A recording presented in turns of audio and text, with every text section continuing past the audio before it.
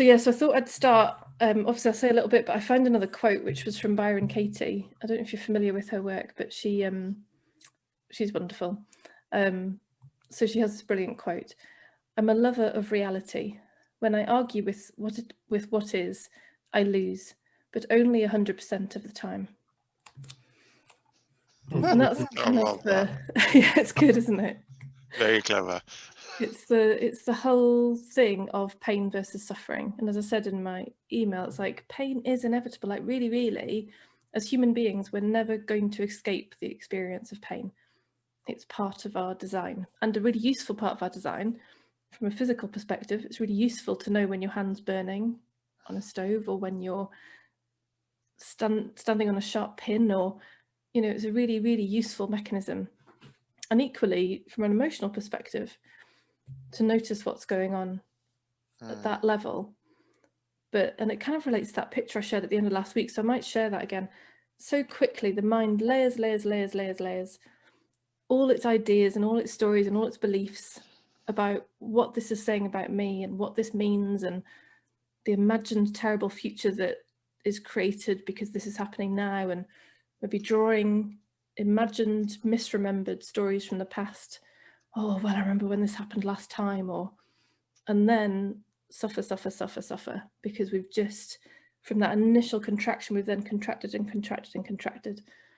And again, like, really useful, because in that extra contraction, the pain just keeps getting greater and the suffering keeps getting greater.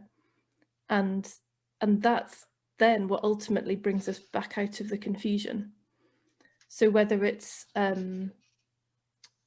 through tears or frustration or anger or anything, can bring us even just an insight. We don't even need to get to an emotional response. Even just a fresh insight can have us pop back into reality and be back in connection with this moment, instead of off in the imagination of all that confusion.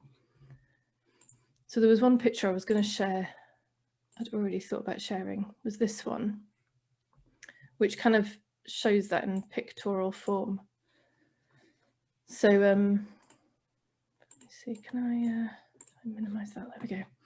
So if this is life happening, my lovely son drew this for me, by the way, on his clever drawing tablet. It's very helpful for my business stuff.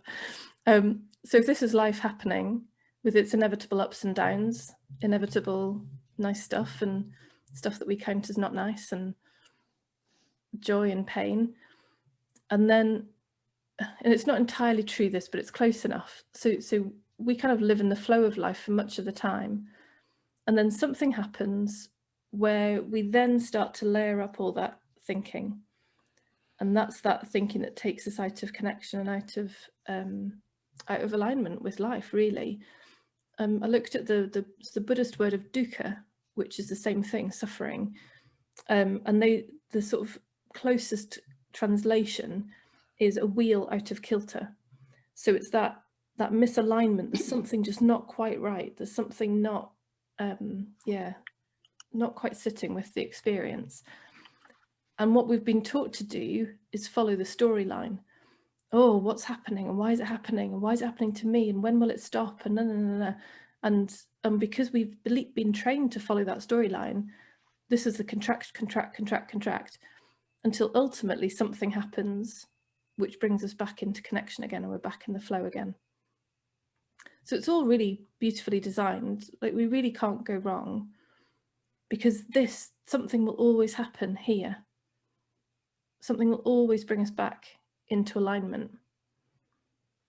And even actually, what we imagine to be the worst case scenario, but of dying, really, that's the ultimate connecting back into life. That's really the ultimate freedom and the ultimate return to what we really are.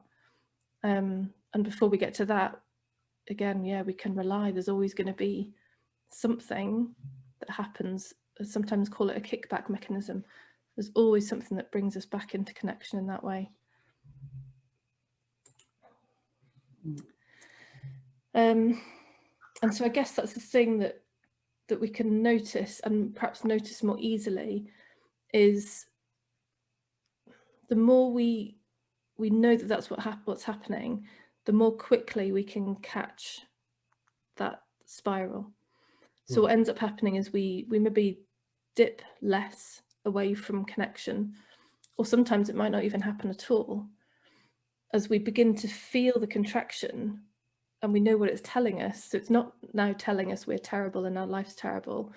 It's now just telling us that there's a bunch of stories being believed, and that's causing the contracted feeling, because we're believing we're less than we really are.